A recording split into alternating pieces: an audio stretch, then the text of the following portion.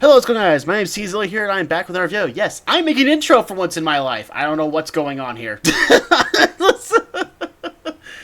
I am with Smocter. Say hello, bud. If everything blows up, it's his fault. Of course it is. I'm the one doing everything. Anyway, welcome to, I guess, a Wild Hearts video.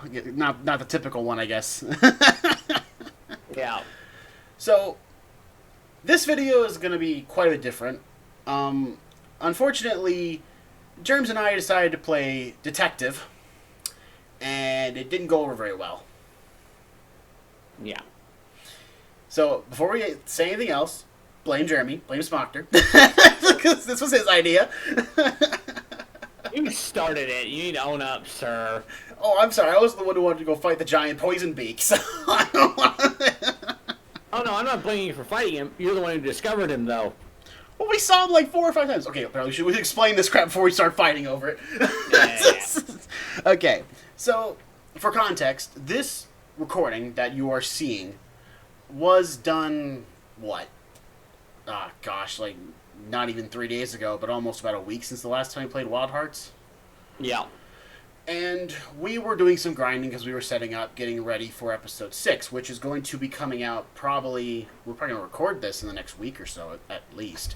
But Yeah. we decided to do some grinding, and we happened to see a certain poisonous bird, Kamano, running around. I think it's like the 3rd or 4th time we saw it. And Jeremy had the bright idea to just straight up start fighting it. Well, and in my defense, again, I'm going to just say this for the record. In my defense, I was assuming that this creature was basically the equivalent of you going from low rank and running into Tigrex in master rank. Like, I didn't think we were going to stand a chance at all. So that was my thought process. It was just simply, we see a new creature, it's probably going to kill us in one hit, let's just see how far we get.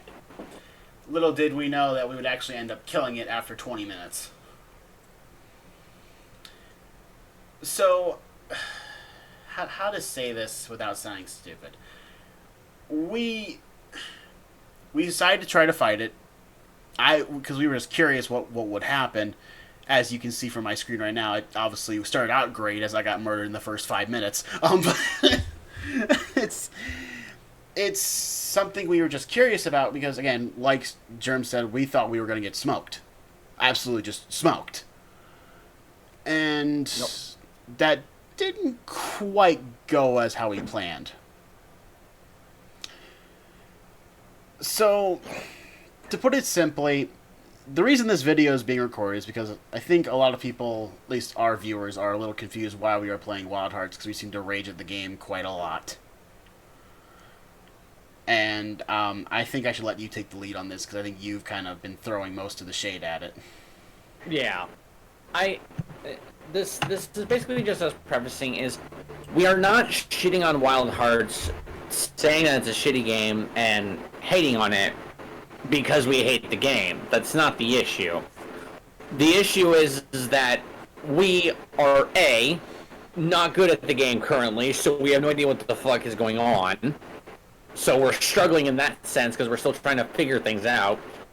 Second of all, we're actively outing our frustration because these monsters don't have scripted attacks.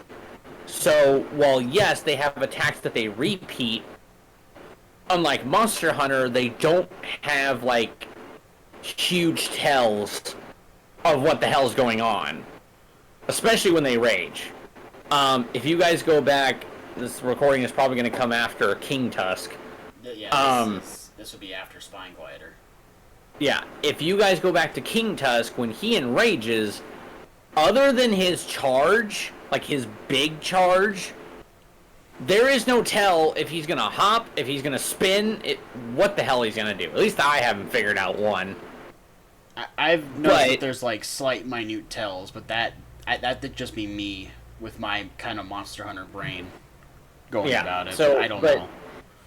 It is not us hating the game. We are loving the game, and we're very excited to see more of it. we just start actively outing our frustration because we have no idea what the hell's going on. And if any of you who watch these videos have ever played Dark Souls, the first one, if you have gone through Dark Souls, you understand that there's a level of frustration that you get towards, like, the bosses and certain areas. They're just plain frustrating. You love the game, you hate what's going on. That's basically what we're going through right now. Now, I will not compare Wild Hearts to Dark Souls. It's not nearly as hard as that. But it is challenging for us. Yeah, and to be fair, and this is something that I don't think a lot of people understand with us. And again, we don't have the same background as a lot of these people do. I come from a series of games where you kind of have to outthink your problems. Jeremy comes from a game where he kind of just expects a gimmick to be there and follow something. Am I wrong in saying that? And also I come from a letter of games that basically says, this is the mechanic, this is what you do, you win. Not, this is the mechanic, figure the frick out what to do. Right. So there's a little bit difference of operating, I guess is the word to use here, that we're not quite getting with Wild Hearts. Now, again, this is not to say Wild Hearts is a bad game. This is not to say that we're shitting on this game entirely. This video is being made to, one, show you the Fume Beak footage, because we did get footage of it, and we were thinking we might as well just show it in case we run into him again without context. Two, we are of a different, I guess, breed of gamers I don't think Wild Hearts was expecting us to show up. So, in that regard, we are throwing ourselves to the woods and forcing ourselves to adapt and learn to a different kind of game style. Hopefully I'm not sounding like a complete idiot with saying that. Yeah. That's kind of how we've been programmed. We've not been playing Monster Hunter long compared to a lot of the other people, and that's where most of our game knowledge is from. Games like Monster Hunter, Zelda, Metroid for you, I know that for a fact. Or I guess another game series for me would be oh crap, what's that called? I'm gonna forget the game name now. God damn it. But like, we're used to games either selling us a gimmick or not giving us a gimmick at all. Yeah. And Wild Hearts seems to do a bit of both. Well, and I will say also this, because this is another thing to preface. If someone were to ask me, having, like, just intro to Wild Hearts, and just intro to Monster Hunter, like, if they had asked me back when I was playing Monster Hunter World for the first time, and then let's say they had me go through, let's say, just to Anjanath, and then play Wild Hearts and fight Sap Scourge, and ask me which one do I think is better, I would have to go Monster Hunter in terms of learning Monster Hunter is a lot easier than learning Wild Hearts. But the whole point of Wild Hearts is not supposed to be easy. Right. Wild Hearts kind of follows that old school Monster Hunter style where you have to learn as you go. Yep. So it's like, I love my umbrella weapon that I figured out, and I'll never remember the name for anyone who comments and it's like, geez, call it by the right name. It's an umbrella, okay? That's what it is. It's an umbrella blade. It's Glazed Reject Cousin. They call it. Like, actually, it's called a cigarette. Whatever. I don't care. It's an umbrella with blades. Anyway, I love my umbrella. But that counter, for the longest time, did not make any sense to me. I just found out recently that apparently I need to hit the monster first and build up some charge before my counter works. That's what I was reading someone saying online. I don't know if that's true. So far, it's been working that way. Well, I found out. Still not perfect at it. Well, I found out with the bow, after those certain hits, I see those strands kind of flying toward me. That's the Surikawa strand things that you get from hitting parts off. I had no idea. I had zero clue. I was wondering why my thread gauge was so high. was like, okay. Yeah. So for those of you guys wondering, like, we are still actively learning this game, and it is not that we hate it at all. It is just we are still learning.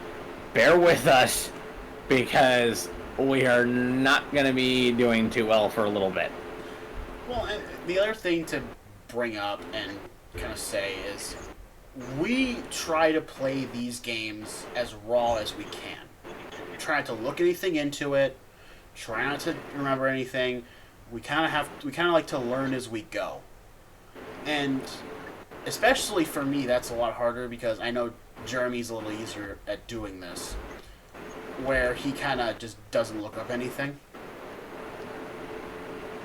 I actually have to tell myself not to look up stuff unless we get stuck, because we often can get stuck in games like this where we don't really have a good idea of what's going on.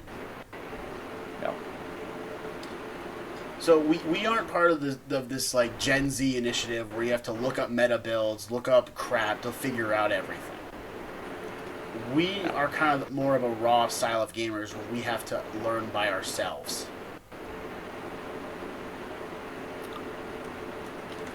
Which I know people are going to add us for.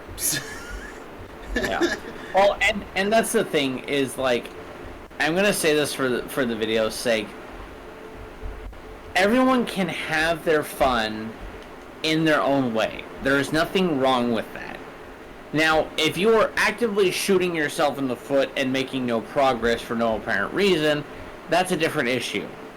What me and Fred here are more often used to is we hit a wall, we get bounced back from the wall, we turn around, we look at it, and we say, okay, this didn't work, let's try this.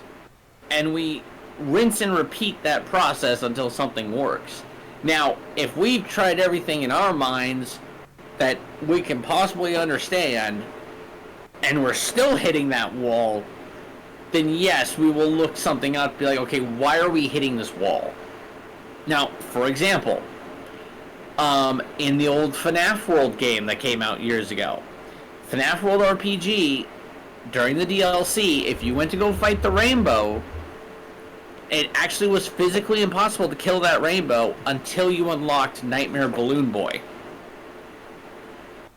It is actually coded into the game until you unlock him. Actually, I don't know if that's still the case when it received its last update. I don't know. But I know that at some point when it got its DLC, you had to have Nightmare Balloon Boy to collect it. So if it's something like that, where me and Fred are fighting a monster over and over and over and over again, and we're just losing, getting our asses handed to us, I'm like, okay, what the hell is going on? And then we look it up and find out that you need a certain armor to even pass, the monster. Fine. But as he said before, we are not the people who are like, oh, this monster's hard. What's the most meta build and easy ways to kill him? That's not us. Yeah, no, and if that wasn't clear before we started Wild's Let's Play, I don't know what you want us to do here. Yeah. Like we've been playing Monster Hunter now for what? We're probably getting on 6 years here. 7 years, you think? Yeah. Yeah, because so we do have some degree of understanding of games of that caliber. And again, Jeremy does have some recollection with Dark Souls, as that's kind of stuff he's dabbled in more than me. But that being said, we don't exactly have that preference to look up and, ask for help. Because that's just not how we're programmed. Yep. So, and I bet you anything. That's probably a good reason why a lot of people are looking at us like we're absolute idiots sometimes. But that's just how we're trained. It's not because we don't want help, it's because we don't like to have the help if we can do it ourselves. Yeah. And obviously help is much appreciated when it's something that we can't do. But it's something that makes it a little bit more challenging. Kind of a side rant there is, one of our friends got us into Ark. For those of you who watched our intro to Wilds episode 1, we were in Ark doing the intro. Right. I had never played Aberration. I still not finished Aberration in Ark Survival Ascended, but one of our friends, Oram, who's been in our Minecraft recordings, he had said that the whole point of Aberration is that there are no flyers. There are things that can jump from wall to wall and can glide, but there are no flyers. And he was complaining that there is a DLC you can buy that gives you a blimp, so you can just fly over everything. I told Oram that if the whole point of the map was that there's no flyers, you have to figure out better ways of transportation on how to get up and down, I wouldn't install that DLC. Because if the whole point of it is not to have flyers, I will honor that because that's the point of the map. That's what makes it hard. If you just take the challenge out, then why are you playing the map in the first place? Yeah, and I can agree to that. Now, when it comes to mods, that's a little different story, but I can agree to DLC that's something that should be honored rather than just flatline ignored. Yeah. So, I am not against the challenge. Neither is T-Gig. We both here are ready to, fight a monster that kicks the shit out of us and makes us think. That is fine. Magnamalo. Just don't mistake our frustration for hatred. Especially with unhinged as we are. Yeah. If that wasn't a clue enough, both of us are very unhinged, and that's kind of the point. We're not here to make money. We're not here to, be a big be big YouTubers and honor stuff like that. We're just here to share our experiences with the world around us. We like this as a hobby. That's kind of our point here. Yep. But we are unhinged to a point where we're probably not YouTube safe anymore. But that's the point of this. Is why we mark our content not meant for kids. But that's the point, is because if you're just going to bottle yourself up, then what's the point in trying, right? Yeah. So well, yes, we get very frustrated, we get very annoyed, we get very angry at a lot of situations, especially with each other. Diversity. Yep. We do it because that's kind of how we're programmed. Yep. We're meant we don't mind us getting pissed off. Now it can be annoying when it doesn't stop, but that's the point. We just show our frustration and then learn from our frustration and anger. That's just how it's been. Yep. And I think even Germs could attest to this. This is just something that we're both programmed to do. Now, obviously, it's probably not what everyone does, and fair enough. Everyone's got their own way to learn. But when it comes to games like Wild Hearts, well, yes, we are loving the game, and I want to just emphasize that to a point of hilarious degree. We throw ourselves at this unhinged adaptability because that's the way we both learn. If we can't learn, then what's the point in trying? Am I wrong in saying that? No, you're not wrong at all. So, but yeah, just again, guys, we wanted to preface this because we don't want to get the reputation of someone like Professor, who his whole gimmick and shtick is raging at things. Just don't mistake our raging for frustration. Right. It's it's kind of that thing. We really, if we didn't go after Fumebeak, I think that was the clue. We didn't like Wild Hearts. So the fact that we did this off recording, we kind of just said, you know what, let's have some fun, let's see what happens. I think that can kind of throw us to it. We like playing this game. Sure, it's annoying. Sure, the gimmicks are a little weird, but we just haven't learned it yet. Yep. We recently refought Spine Glider just to kind of get more weapons and armor out of him, and I was trying to actually learn how to use the Karakuris, which is something I'd never done in the recordings, and I know it's probably going to be a good idea to learn that in the future. So we are understanding that there's stuff here. we're just trying to learn, and unfortunately, the way we learn is by yelling at our screens for about 20 minutes. Mm-hmm. That being said, it's not to take away from the fact that we don't like this game. We love this game. Hell, if I wouldn't have bought $70 for this game if I didn't like it. Yep. So, but anyway, as you can see now, Fumebeak just got done on my screen.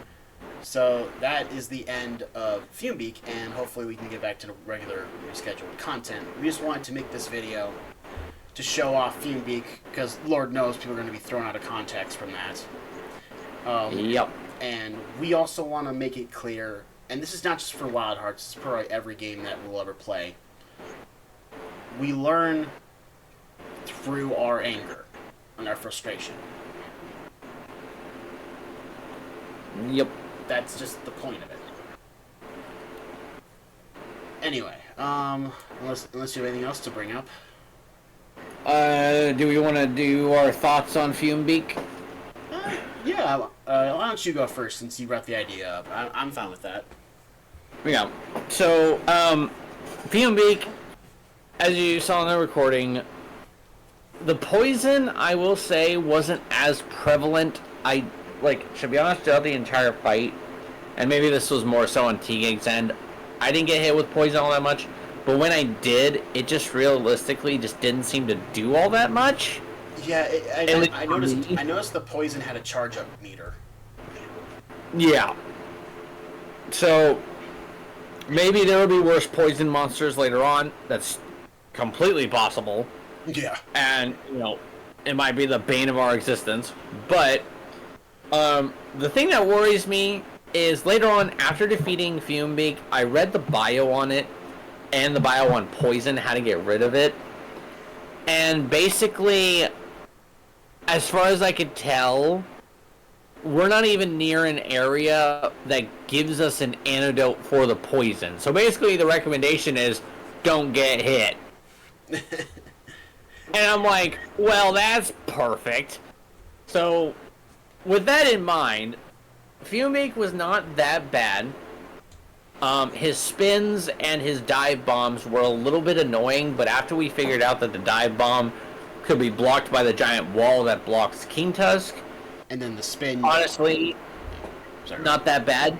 The spin we found out is just we can't make contact with his lower body, which I thought was a really weird gimmick, but that makes a lot of sense. Yeah, so overall, my final closing thoughts on Fumebeak is not the worst monster to fight. Far from it. He is definitely not as much of a pain in the butt as Spine Glider was. Or King Tusk, yeah. For yeah, sure. Or King Tusk. Is he annoying with some of his moves? Absolutely. But if I were to say who I would rather fight out of King Tusk, Spine Glider, or him, I'd rather fight him. Right, and to be fair, Fumebeak we only fought once, and that's kind of the point was we just wanted to fight and to see what happened. We didn't realize we'd kill him. But he seems to be this kind of game's aerial assassin, it feels like. But again, we don't know for sure because this is only our sixth monster, something like that.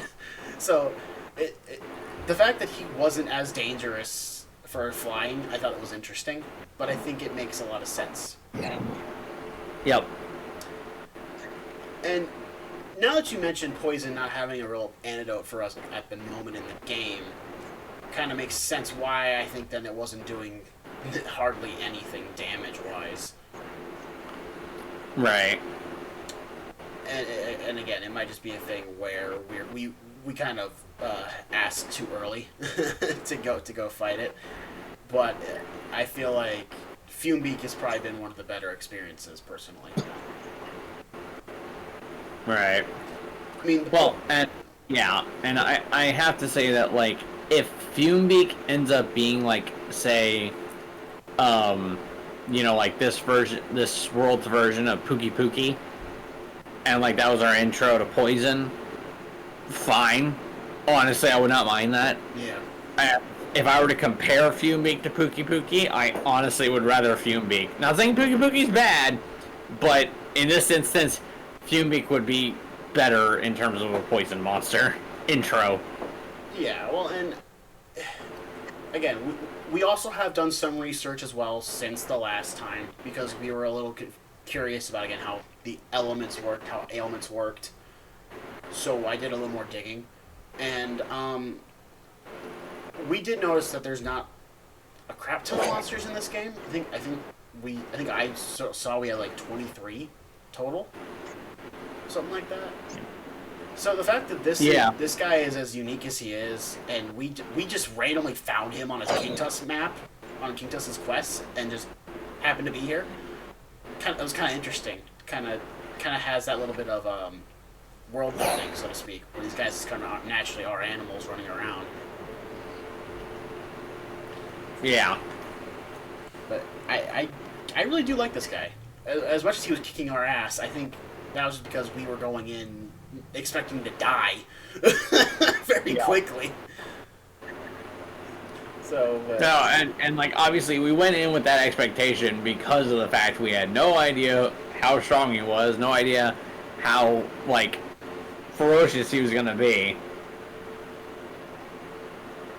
So and kind of a hit or miss. Yeah, and to be fair, I think when we could actually get to fight him in the story, I think we're going to love him a lot more because we'll be more equipped for it too. Yeah.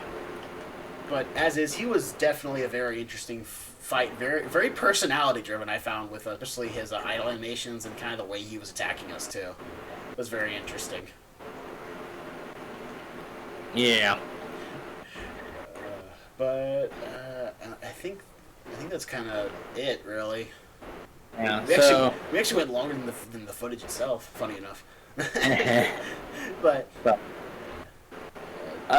if we were to say one thing, like, do I wish by any means that Fumebeak had popped up sooner? Absolutely, actually. I think he would have been a better intro monster than the rat, to be honest. I would think he'd kind of be like right after the rat, maybe after Sapscourge even. Like he adds a gimmick. Well, I guess it's not a prominent gimmick. There's a gimmick there that we kind of would probably be kind of screwed with on tutorial monsters. Yeah. Because I didn't realize this till later, but Ragetail actually has an attribute or an element. Really? Yeah, he apparently has, I think it's wood. Huh. But it's not an actual, like, thing that hurts us. That's interesting. It's kind of like a Explorer's Earth element in Monster Hunter Explorer, where it kind of was there, but it doesn't have an actual ailment. Which, that's interesting that that's a gimmick. Yeah. But yeah, I actually like Fumebeak, and I'm hoping we have the same theory or opinions about him when we actually fight him for real and grind his armor, because his armor looks pretty sick as well. Yep. So, one last note I will leave off on, because Fumebeak actually did help us realize this, but from when this video comes up, I don't know if we'll be, so we'll be past King Tusk. I hope we'll be done with the town, and we'll have at least pointed this out before this recording comes out, but if we haven't, for context, me and Tigig both found out that meter at the bottom of the upgrade station when you're forging armor and weapons is a meter for human versus nature. Right. And Fumebeak specifically gives you a huge boost towards human, which is the left side. I thought it was nature. So, as far as I remember it, I could be wrong on this, we may have to look back at this, but as far as I understand, left side is human, right side is nature, and I thought I remember seeing Fumebeak's armor go more to the left. So I just remember there was a lot of, like, upgrades if you went to the right that would give you extra abilities and stuff, extra traits. Yeah. So that was the other thing. So we also found out that some armor pieces have more traits if you lean towards a certain aspect. So that is one of the differences we did notice, is that if you lean more towards human, you get one attribute. If you lean more towards nature, you get another. So that's certainly going to be interesting. I don't know how far they're going to take that later in the game, but we shall see. Well, considering we're about a fourth of the way through the creatures, which is interesting, we'll see how that plays out. Yeah. But yeah, honestly, I'm very curious to see how this game progresses. And again, like we said, we are very frustrated with the game, but that's because we're not learning it properly. But this game has some very interesting gimmicks and ideas that I don't see Monster Hunter doing anytime soon, realistically. Yeah. But that's not to say it's a bad thing or a good thing. I think, honestly, diversity is definitely a very nice thing to have. Yep. But let's see. So next up, I think our next recording. Maybe we can like make a teaser or whatever for this. Our next recording, we were gonna go through. We weren't gonna hit to Lavaback quite yet, because that's our next target, from my understanding. But we were gonna go after Grit Dog and Dreadbeak. Was it? I think that was the other one. Yeah. Yeah, because we unfortunately still need armor from the Spine Glider set. But you need to hunt Dreadbeak to get it. So that's probably going to be our next episode. Is going to be Grit Dog and Dreadbeak, and then we'll probably run into Lavaback, which we have unfortunately discovered Lavaback. We just haven't seen it. Yeah, we heard him. We apparently discovered him, but we didn't actually see him. Yes, and that's that. If you saw the start of this recording, you saw there was some text going on. I think between the lady and us, and that's who she's referencing as Lavaback. Yep. So, but yes, we honestly, again, did not expect to make this video at all because we had no idea what we were getting ourselves into. Yep. But honestly, I think this video I felt like had to be made just to clarify everything that what we're doing, because I feel like people are confused by how we learn in this game or in any game, realistically. Mm-hmm. Which it's fine. We love to confuse people. I know you do. I said we. You're included in that. No, not at all. But anyway, anything else to bring up, or should we bring it home? I think we should bring it home. Alright, so after all said and done, after 30 minutes of rambling, hopefully you guys did enjoy at least us doing a little bit, I guess, commentary over Fumic footage and kind of helping you understand us a little better. But anyway, wrapping it up. Hope you guys enjoy watching and listening to this video. If you did like it, leave a like for us. I don't know. Does something down there. I don't know what to do.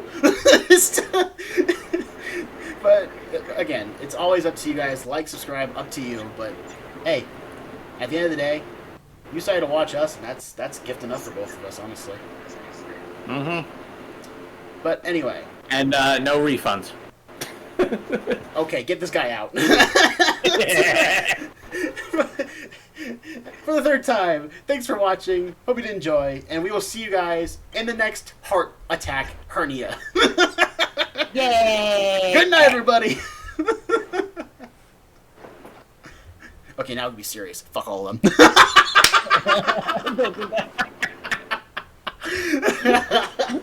You just post that video on Twitter, just like, fuck YouTube. Yeah, exactly.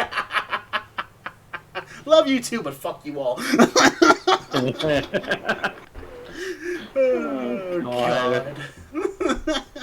We're going to hell. Oh, yes, we are.